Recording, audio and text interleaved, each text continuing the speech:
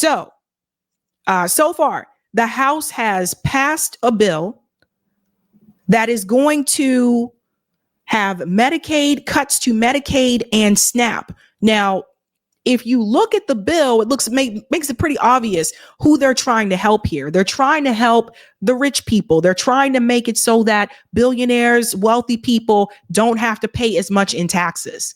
So Donald Trump has gone on record and has said, well, no, the cuts won't actually be applied to anyone's health care plan. People aren't going to lose their Medicaid. However, there is going to be an impact to the states. And that's what I want to talk about here tonight, because I do want to make it very clear to people what's going to happen to the funds, right? So let's get into this clip here first, where they were talking about the votes. We're going to bring in what this representative here had to say, and then we'll get into a little bit more of the specifics. He joins me now. Congressman, I know you're a no because it's a party line vote. What do you make of the developments today? Well, I couldn't agree more with my colleague, Representative Aguilar. Ultimately, my Republican colleagues are going to have to answer to the American people as to how they could possibly justify cutting Medicaid to the tune of $800 billion, food assistance to the tune of $200 million, all to pay for, in part, tax cuts for the richest Americans, billionaires and corporations.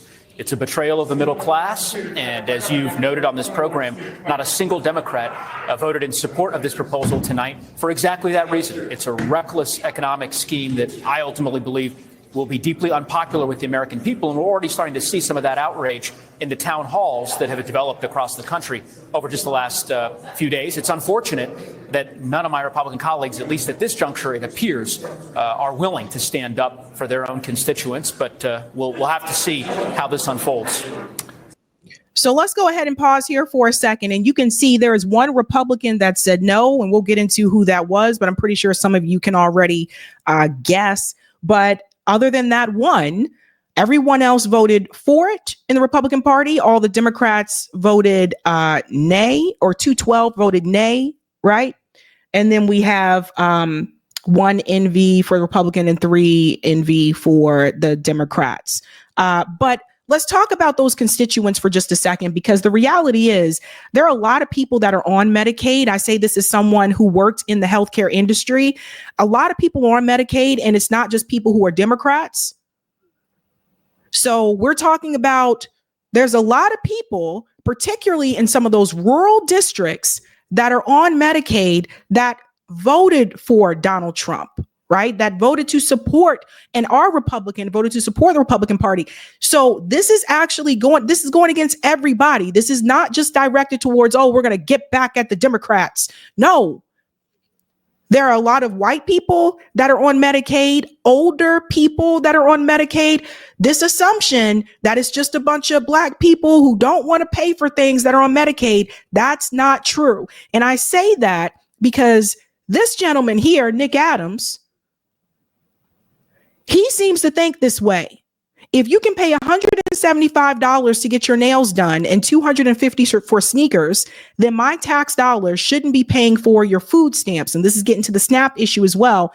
And I'm going to let you hear him say this in the video, and then I'm going to explain to you where he's off here. Listen to this. All right, listen. I tweeted it, I meant it, and I am not apologizing for it. If you've got $175 to drop on a fresh manicure and $250 for the latest sneakers, then my tax dollars shouldn't be footing your food stamp bill, period. Pause. First of all, I don't know where people are getting their nails done, but I don't know any salon that charges $175 for a manicure.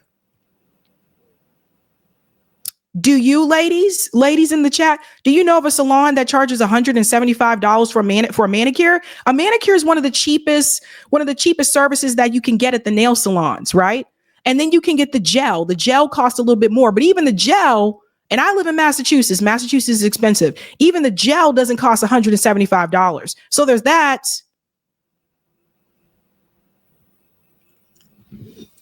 Let's continue. By every single word, our welfare system is a mess, riddled with fraud, exploited by welfare queens and EBT abusers who treat it like a free ride. That's what it's for. Government help was supposed to be a hand up, not a handout forever. It's about getting people back on their feet, not keeping them comfy on my dime. Go scroll TikTok or Instagram right now. Thugs and lowlifes flexing their fudge rounds and crab legs, all bought with your money. It's a disgrace. I'm done with it, and I'm not sorry for saying it. No more excuses, no more apologies. Time to fix this mess.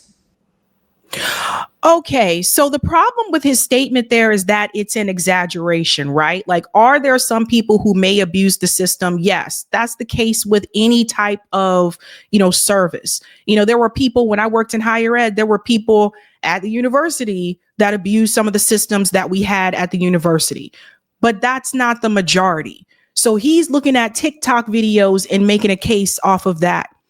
When he talked about the food, I want to be very clear here. What people continue to leave out is that there are a number of food deserts in this country.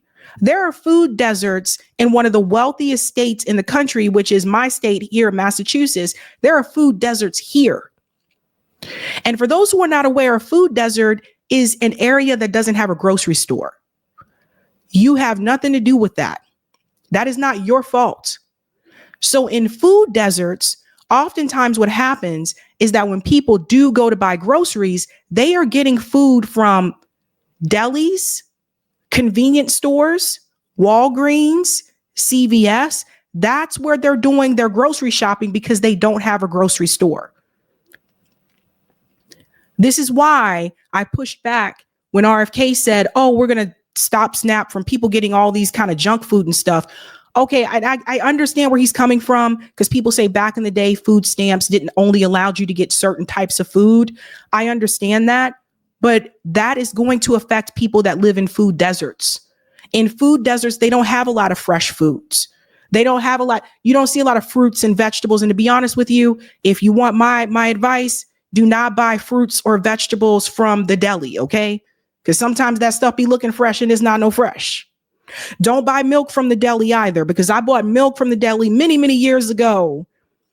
And the date said one thing and it definitely was not okay to drink. So along the way, you learn there's certain things that you can't buy from there, right?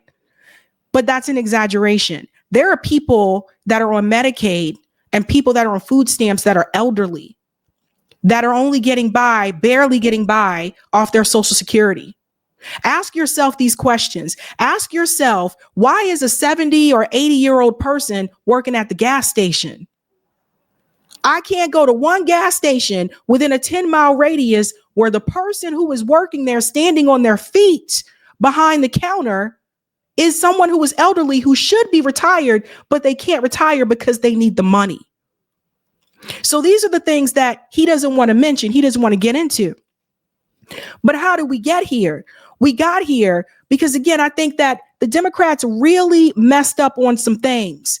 One of them, Maxine Waters. And I want you to hear what Maxine Waters had to say here about these services being cut. We're no.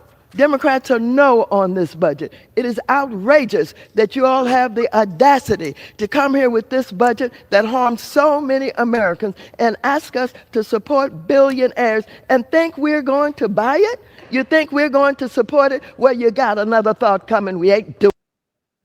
But you have been doing it, Maxine. That's the problem. You did do it, Maxine. You did support the billionaires. The whole damn party supported the billionaires. That's the problem. That's why you don't have a leg to stand on. The other thing I want to add to this is just a couple of years ago, Maxine Waters was on camera telling people in her district who were homeless, who showed up to meet her to get their voucher, their housing vouchers. And she told them, nothing is going to be done for you today. Go home. She told homeless people to go home. Now, that was when Biden and Kamala were in office. Now that Donald Trump's in office, now she wants to stand up and fight. Where was all this fighting when you told the homeless people in your district to go home? That's how we got here. The Republicans don't want to help the people when it comes to social services 100%.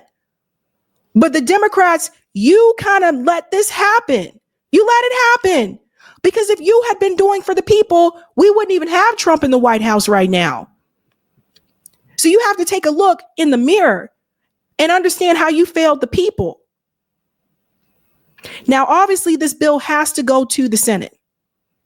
So far, we have one Republican who doesn't seem like he is going to support it, and that is Josh Hawley. Let's see how this goes. Senator Hawley. Yeah, I have a question for you. Yeah, I have a question for you. Can't be late. Real quick. How concerned are you about these Medicaid cuts that are forthcoming in this budget resolution that the House put forward yesterday?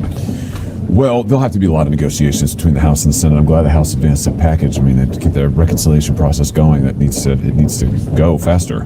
But the Senate's not going to. I'm not going to vote for Medicaid cuts, benefit cuts. Work requirements, fine, but 21% of the residents of my state receive Medicaid or CHIP.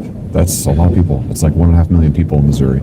So work requirements, sure, 100%, but anything that slashes into benefits for people who are working, I'm not going to be for. And I think that's probably true of a lot of my colleagues, but ultimately. Okay, so I hate when I hate that those cards come up before people are finished talking. I hate that. But anyway, Josh, everyone hold him to that. Josh Hawley, he is saying that this would greatly impact people in his district, but he's not the only one, right? A lot of these Republicans, by the way, you need to look up and see how your congressman voted, because especially if you're on Medicaid, because a lot of these Republicans who voted to make these cuts, they have people in their district who are on Medicaid and people in their district that need SNAP benefits. Now, we will have to see how he votes when that bill reaches the Senate, because sometimes people talk a good game and we don't know. But he made that on record there that it looks like he said, I don't know, like this would not benefit people in my district. Now, I want to show you how this is going to impact the local level. Because if you look here, the Republican House budget resolution potential $880 billion in Medicaid cuts by congressional district. This is what people need to pay attention to. And I just want to highlight this part here and make this a little bit bigger. Medicaid and the Children's Health Insurance Program, which is CHIP, cover essential life-saving health care for nearly 1 in 4 Americans, including low-income individuals and families, pregnant women, seniors, and people with disabilities. So, see, this is another thing I wanted to point out. The number of people on Medicaid that are disabled. So when people make these statements like, oh, just go get a job, stop being lazy, go get it, you know what I mean? They think it's just people just trying to be cheap and cheat the system and not willing to work that are on Medicaid. That is not the majority. And I know because I used to do the claims. I told you guys this before, right? That I used to work in healthcare industry and I used to work with those claims and the billing. That's how I know. So when we go on here, it says for nearly 80 million people covered by Medicaid or CHIP, those programs mean being able to see a doctor when they are sick, obtain medication, or afford home-based care or nursing home services near the end of life. Check this out. The Republican House budget resolution currently under consideration instructs the House Energy and Commerce Committee to cut at least $880 billion in costs going through 2034. So let's go to how this would impact the local districts, because what it's showing here is those cuts by congressional districts. So if we look at just a couple here, all right, so Alabama, for example, all these people, Barry Moore, Michael Rogers, yada, yada, all the different representatives, you can see depending on the district, what the cuts are going to be.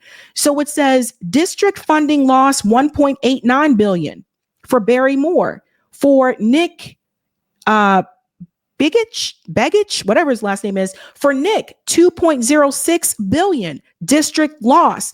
So what people have to understand is that this is still connected. The states get the approval from the federal government, but what they're trying to do is kick it back to the states. And check this out.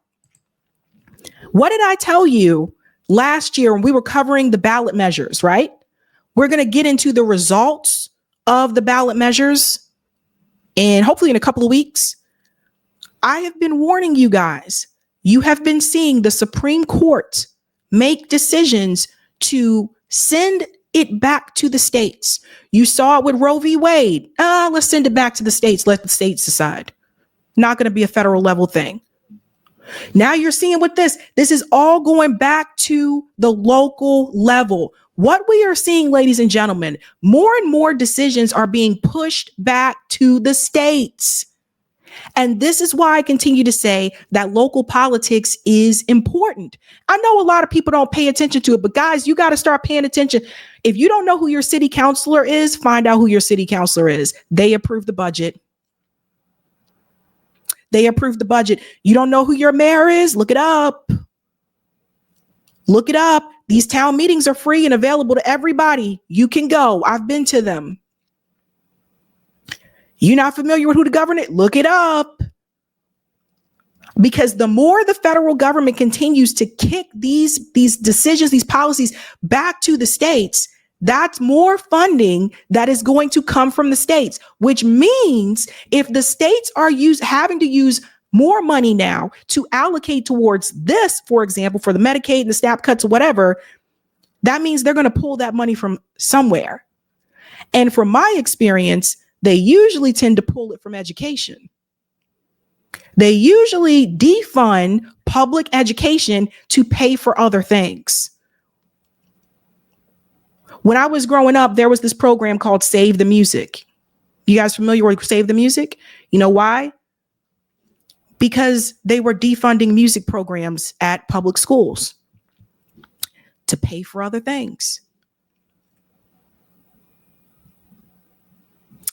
This here by Common Dreams really does hit the nail on the head. It says, showing you exactly who they work for. The GOP votes to gut Medicaid for tax cuts. I just want to read a little bit of this here. And shout out to Common Dreams for this one.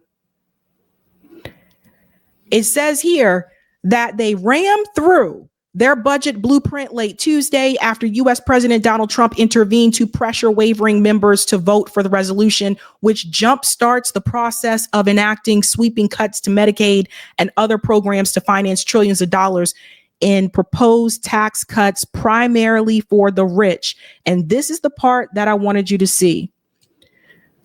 One Republican, Thomas Massie, joined every House Democrat in voting against that resolution, which sets the stage for the $880 billion in Medicaid cuts and $230 billion in cuts to SNAP.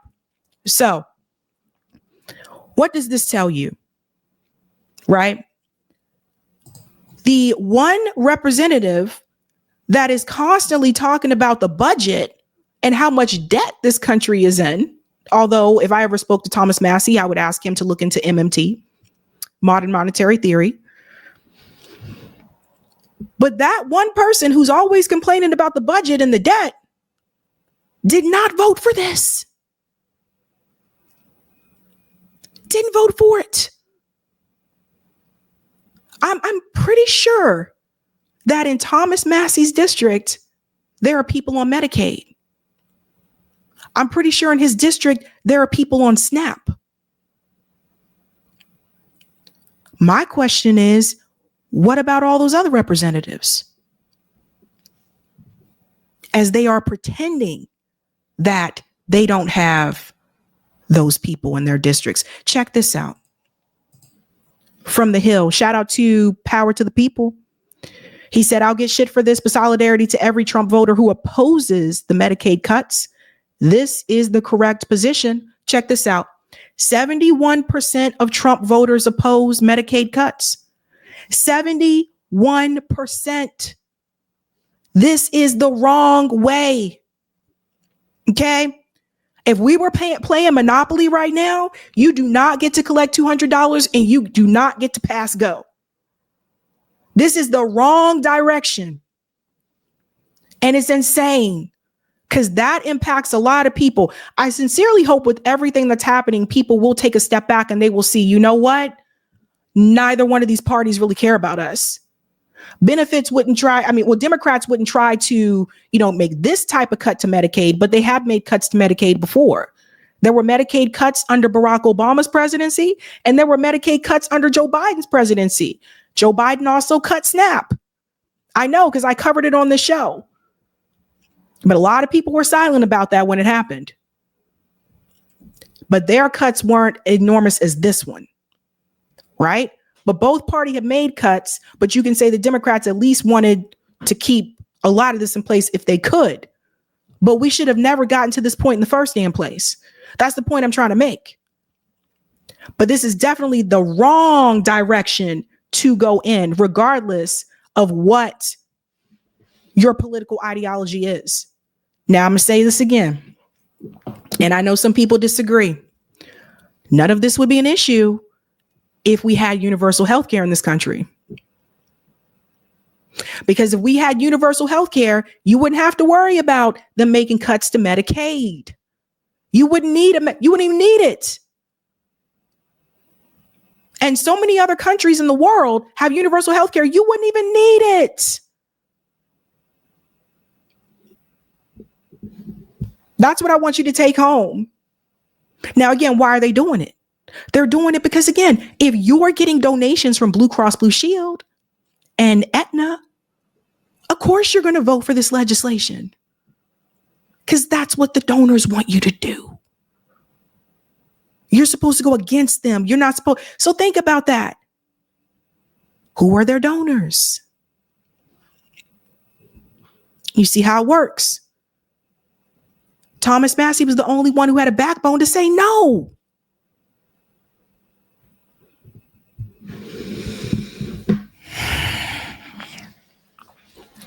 It could be you. You may never know. I know a lot of people, they sit back and they say, well, these people need to get up off their ass and they need to do this and need to do that. Again, like I told you, that's not the majority. And they never stop and think if one day it could be them. They never stop and think that one day they could be the ones that have to have Medicaid. You don't know what's going to happen. Tomorrow's not promised to any of us, boo. You don't know. Your job's not promised to you. You don't know what's going to happen.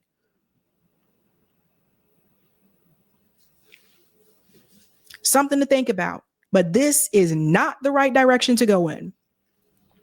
Crazy stuff, you guys. Crazy. Hey guys, this was a Sabby clip. If you like what you saw, hit that like button and subscribe.